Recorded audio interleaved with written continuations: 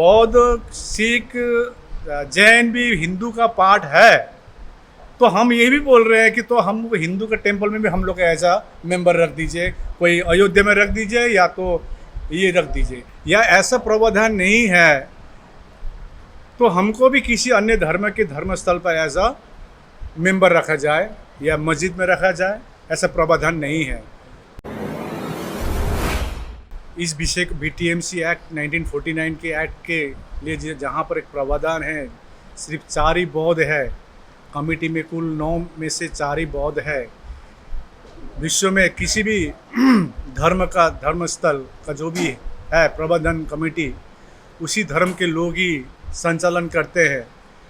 लेकिन ये अचंभित बात है, ये अभी तक भी BTMC एक्ट 1949 बोध गया के जो बौद्धों की सबसे पवित्र आस्था के केंद्र है, यहाँ पर बौद्ध मात्र 4 ही है, और जो भी निर्णय होती है तो जो अबौद्ध है उनकी तरफ से उनकी भारी मेजॉरिटी होने के कारण ही होती है।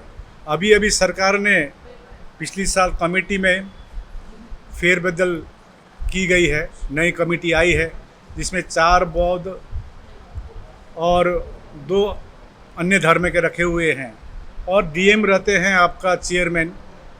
तो ये एक्चुअली हम समझते हैं कि जो एक्ट में जो है, एक्ट में तो क्लियरली लिखा हुआ है 4 बौद्ध और 4 अन्य धर्म के DM रहेंगे एज अ चेयरमैन। तो हम बात कर रहे हैं संपूर्ण रूप से DM रहे एज अ चेयरमैन, लेकिन जो 8 का 8 ही बौद्ध होना चाहिए, ये हमारी मांग है। अब कुछ किसी से बात हो रही थी, नहीं वहाँ तो अभी 4 बौद्ध है, अभी 2 अबौद्ध है।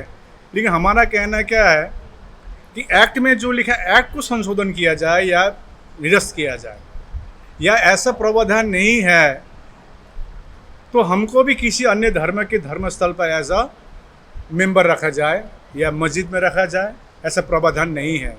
तो ये बड़ी, इसके लिए हम लोग काफ़ी मीटिंग की है, अभी 23 जून को भी हुई थी, और सतीश कुमार जी ने विधानसभा में बात भी उठाई है, लेकिन अभी तक कुछ सरकार से जवाब नहीं है। आपसे पूर्व में भी भंते सुरेश ससाई हो, भंते आनंद हो, बौद्ध मुक्ति आंदोलन को लेकर के देशव्यापी आंदोलन कर चुके हैं।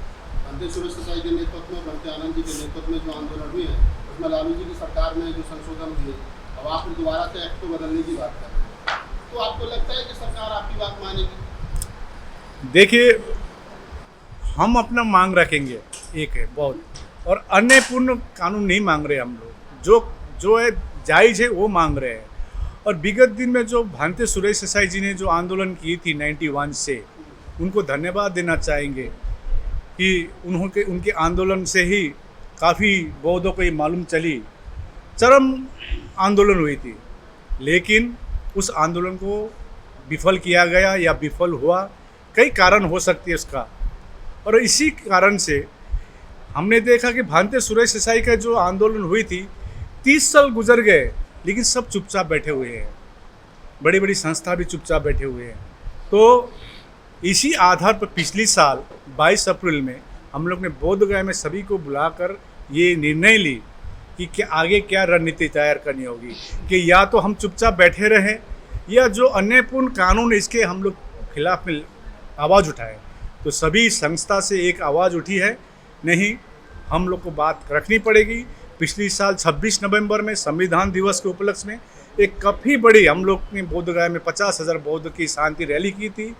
हमने अपने प्ले कार्ड में अपने डिमांड रखे, 22 राज्य के लोग आए, और इस बार 17 सितंबर में, आने वाले ये 17 सितंबर में अनागरिक धम्मपाल की जन्मदिन की उपलक्ष्य में 160 हुआ, तो हम लोग पटना में 5 लाख बौद्ध शांति रैली करेंगे, शांति से अपनी रैली में अपनी मांग रखेंगे।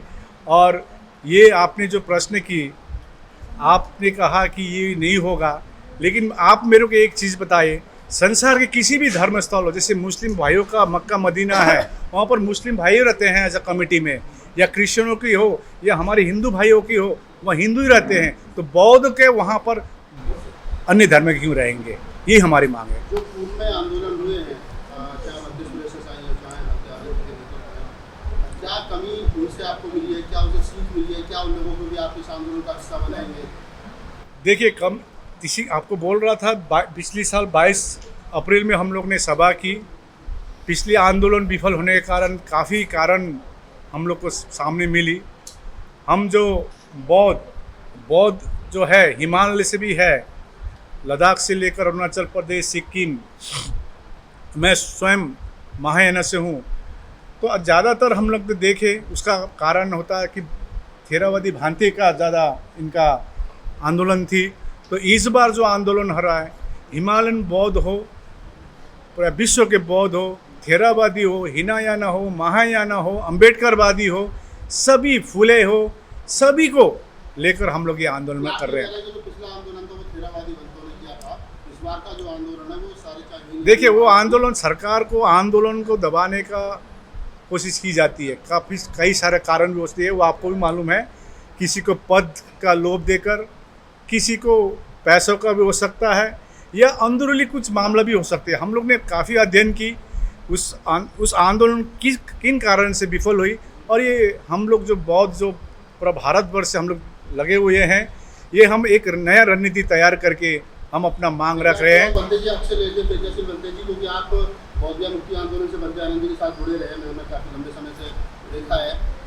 क्या चेंजिंग की ज़रूरत है, जो सरकार दबाव में आए, आपकी मांगों को मांगे, आंदोलन बड़ा करने की ज़रूरत है, या प्रबुद्ध लोगों को इकट्ठा करने की ज़रूरत है? क्या करने की ज़रूरत है?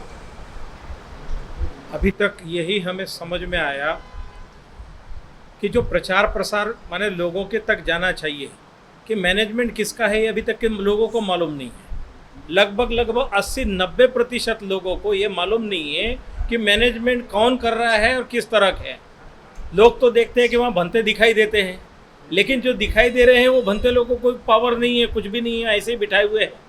तो मेन अंदर कमेटी जो है, कमेटी में सर्वे सर्वा मुख्यमंत्री के द्वारा जो गया का कलेक्टर होता है, वो कलेक्टर ही वहाँ सर्वे सर्वा होता है। तो पिछले आंदोलन का ये तो फल मिला कि अब 4 लोग चयनित होने लगे।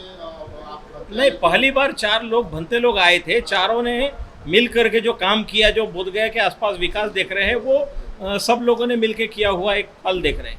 लेकिन बाद में फिर जो है ऐसे लोग बैठे कि जो केवल लेते रहे, अपने घर मकान भरते रहे, तो ये सिलसिला बाद में चलते रहा। आपने कहा कि आम जनमानस तक बात नहीं पहुंच रही है, तो जी। आपको लगता है कि तो जन आंदोलन बनाने की जरूरत है? हाँ, तो जन आंदोलन के लिए तो हम सब इकट्ठा हुए हैं। जानकारी देने के लिए अब सोशल मीडिया यहाँ इकट्ठा हुआ है।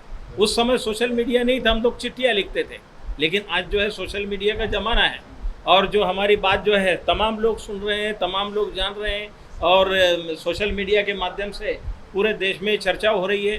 विधायक जी, चूंकि आपने मामला सदन में उठाया है बड़ी गंभीरता के साथ में, तो 17 तारीख का जो प्रोग्राम जो आपने प्रोटेस्ट कॉल किया है, उसके लिए क्या कहना चाहोगे?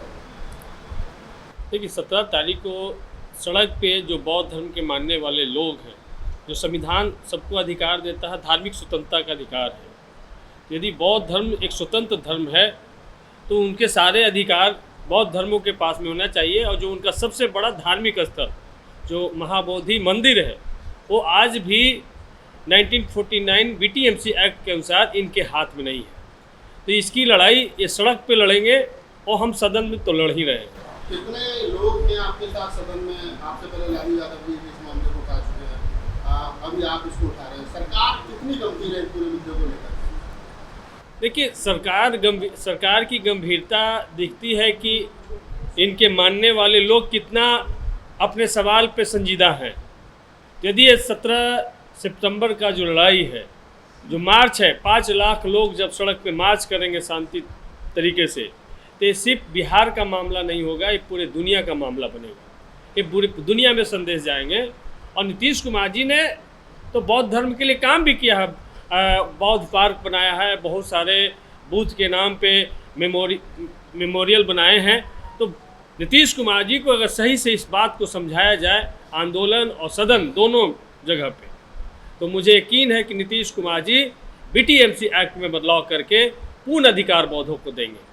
एक आखिरी सवाल है, एक मिनट का छोटा सा सवाल है, जवाब इसका छोटा सा ही देना। लामा जी आपसे लेते हैं कि अक्सर लोग भ्रमित रहते हैं कि जो 1940 एक्ट है, तो वो केंद्र सरकार संशोधित करेगी या राज्य सरकार के हाथ में है, तो थोड़ा सा इसको भी क्लियर कर दीजिए। देखिए, जो एक्ट है ये बिहार की एक्ट है। क्योंकि आज जैसे मैं बता रहा था, पिछली बार जो भंते सुरेश देसाई जी लोग ने आंदोलन की थी, उस इतिहास को देखते हुए हम लोग काफ़ी सारे अध्ययन किए, तो ये केंद्र सरकार की भी इसमें हाथ है। अब जब केंद्र सरकार के पास जाते हैं तो केंद्र सरकार बताता है कि ये राज्य का मामला है, और राज्य को बताने से मतलब केंद्र का मामला है।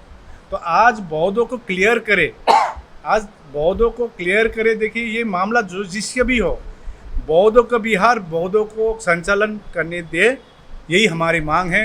यदि कोई कहता है आर्टिकल 25 में लिखा है कि बौद्ध, सिख, जैन भी हिंदू का पार्ट है, तो हम ये भी बोल रहे हैं कि तो हम हिंदू के टेम्पल में भी हम लोग ऐसा मेंबर रख दीजिए, कोई अयोध्या में रख दीजिए या तो ये रख दीजिए। तो देखिए, यही हम सरकार से गुजारिश करते हैं। और अभी का जो सरकार है, अभी हम केंद्र सरकार को धन्यवाद देंगे। नीतीश कुमार जी जो मुख्यमंत्री, उनको धन्यवाद देंगे। जो नालंदा यूनिवर्सिटी जो विश्वविद्यालय विश्व में विख्यात थे, उस समय जो विदेशों से जो स्टूडेंट लोग आके पढ़ने आते थे, उस गरिमा को और आगे बढ़ाने के लिए इन्होंने कदम बढ़ाई है। प्रेजेंट सरकार का बहुत बहुत धन्यवाद हम बौद्धों से।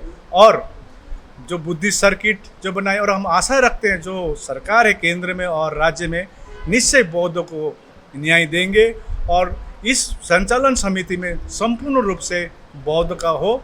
हम किसी धर्म को, सेंटिमेंट को आघात नहीं करना चाहेंगे, परंतु यही मैसेज देना चाहेंगे कि ये जो बौद्धों का मठ है, बौद्ध ही इसमें संचालन समिति में रहे। और आप विभिन्न राज्य से भी लोग आए हैं, और आपको बताया था जैसे तमिलनाडु से, गुजरात से, हरियाणा, महाराष्ट्र, छत्तीसगढ़, यूपी, बिहार, सभी राज्य से, पंजाब से आए हुए हैं, तेलंगाना से आए हुए हैं, उनसे भी आप अपनी बात ले सकते हैं। तो आपके मार्फत सभी से अनुरोध करेंगे, शांति से हम लोग अपना मांग रखेंगे सरकार को। आप 17 सितंबर में पटना में आइए, शांति से हम लोग हाथ में प्ले कार्ड रहेगा, गांधी मैदान में हम लोग सम्मिलित हो रहे हैं। वहाँ पर आपके मार्फत सभी से अनुरोध करते हैं, आप एक दिन के लिए आइए। धन्यवाद।